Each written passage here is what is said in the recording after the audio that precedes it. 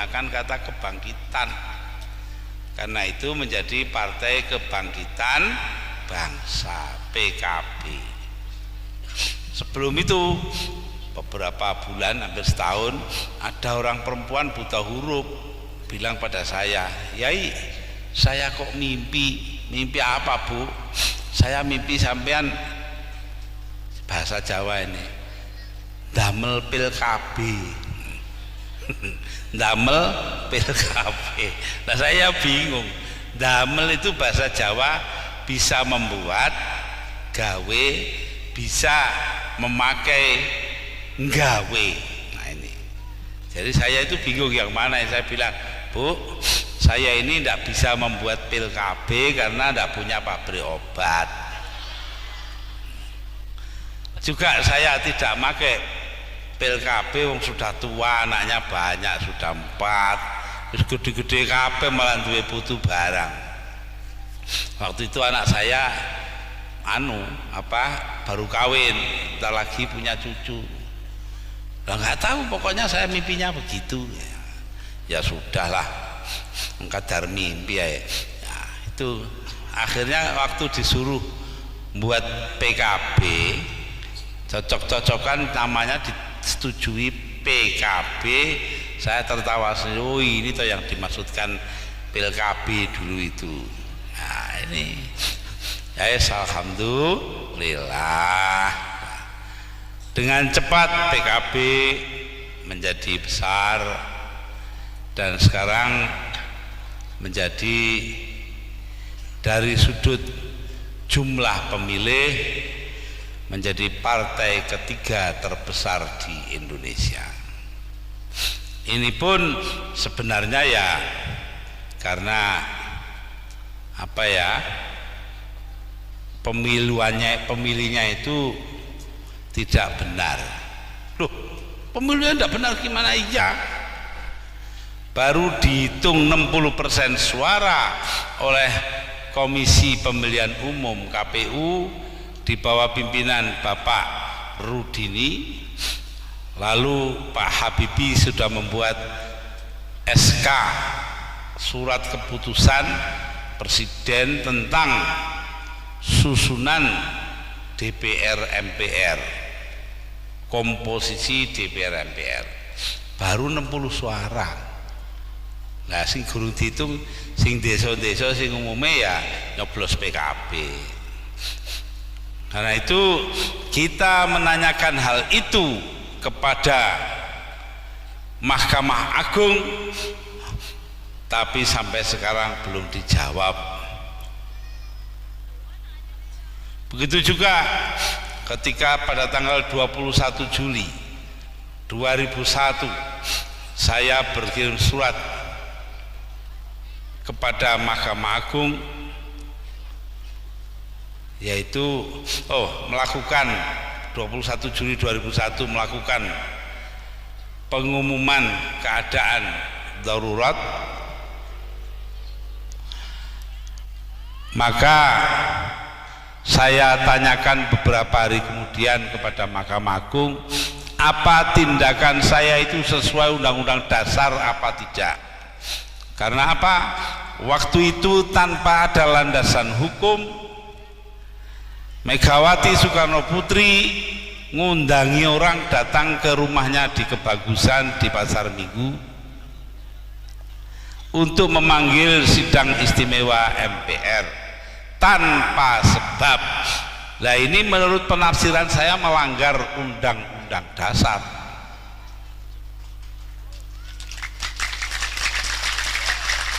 Lagi-lagi tidak dijawab.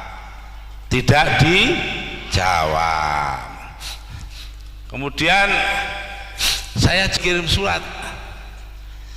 Saya waktu itu memerintahkan Kapolri S. Bimantoro dan Panglima TNI Widodo AS untuk menangkap 15 orang yang melanggar Undang-Undang Dasar, juga tidak dilakukan.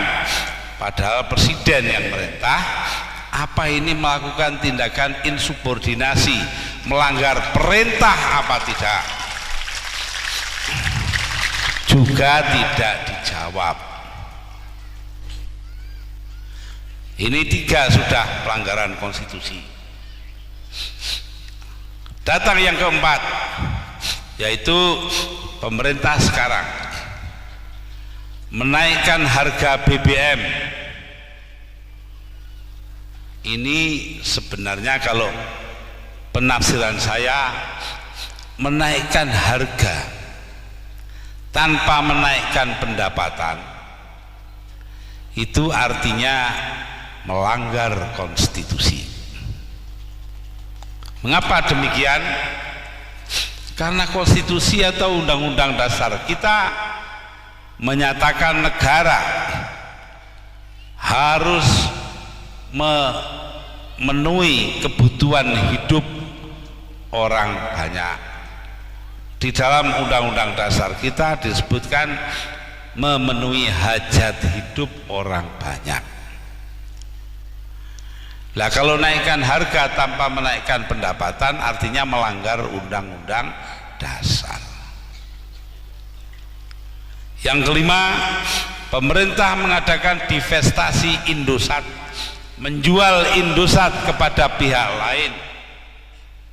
Apalagi pihak lain itu adalah sebuah negara sateng cilik, yaitu Singapura. Singapura hanya berpenduduk 3 juta orang, Indonesia 204 juta. Kayak selilit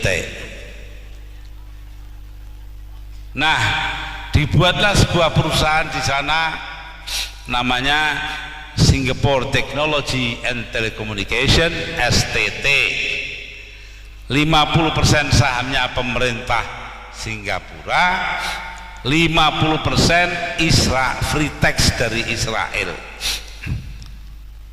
Jadi artinya Indosat ini menyangkut penjualan saham kepada orang luar, padahal Indosat ini mengoperasikan atau melaksanakan satelit Palapa. Di dalamnya ada kode-kode intelligence kita. Jadi dengan demikian dia juga membahayakan hajat hidup orang banyak di negeri ini, akan keselamatan bangsa. 5 ini tidak ada yang dijawab oleh Mahkamah Agung karena Mahkamah Agungnya pengecut.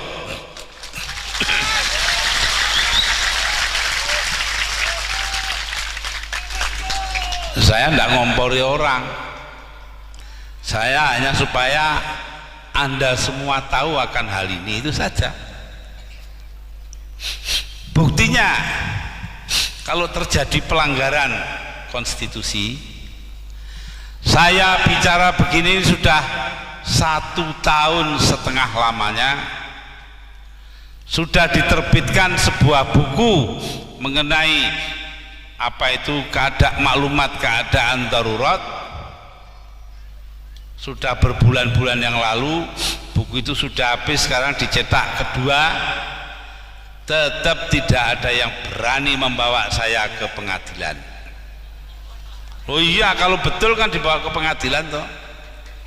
Itu menunjukkan apa yang saya omongkan itu betul. Sebab menuduh pemerintahan adalah melanggar konstitusi adalah sebuah tindakan hukum yang dapat dihukum kalau tidak benar. Tak tunggu nih kapan itu? Ya, enggak pernah. Sama saja Ketua MPR Profesor Dr. Amin Rais adalah penipu.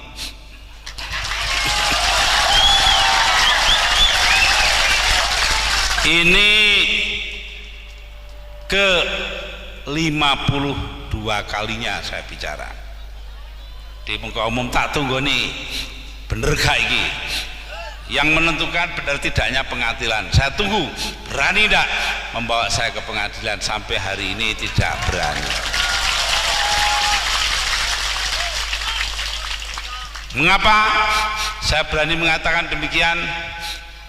2 bulan sebelum saya dipilih menjadi presiden, Amin Rais ditemani oleh Fuad Bawazir dan Al Hilal Hamdi naik helikopter ke pesantren Buntet Astana Japura di Cirebon. Di sana berkumpul 60 orang kiai besar-besar didatangkan oleh Amin Rais, dan dia meminta kepada para ulama itu melalui kata-kata kepada Kiai Abdullah Abbas, pengasuh pondok pesantren tersebut, Kiai, kira-kira lo ya, Mbok Gus Dur itu disuruh jadi calon presiden. Kiainya jawab, nanti dalam 2 bulan sampean lengserkan. Lalu dia katakan, wallahi tidak akan mungkin itu terjadi. Panjang lebar, ya memang enggak 2 bulan, 20 bulan kemudian. Ya, artinya apa? Dia melanggar sumpahnya sendiri, janjinya sendiri. Lah orang melanggar sumpah atau janji itu kan penipu toh. Itu. Di mana-mana saya bilang begitu enggak berani jawab. Ada orang lain juga begitu, Wakil Presiden Hamzah Has. Saya bilang ini ke-39 kalinya. Jadi saya sudah pidato di mana-mana. Tidak hanya begini saja Pak Hikam, sudah di mana-mana.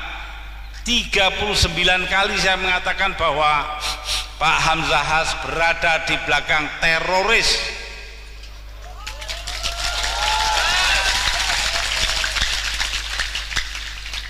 Pertama kali saya ngomong di Aring-Aring pada waktu pengajian selepas apa itu namanya konferensi NU wilayah Jawa Timur. Ya, di situ saya katakan saya sangat terkejut ketika Wakil Presiden Hamzah Has menyatakan prihatin terhadap peledakan bom di Bali. Loh, kenapa kok cuma prihatin? Tidak berani mengutuk. Jangan-jangan saya bilang orang di belakang pemboman itu adalah temannya Hamzah Has.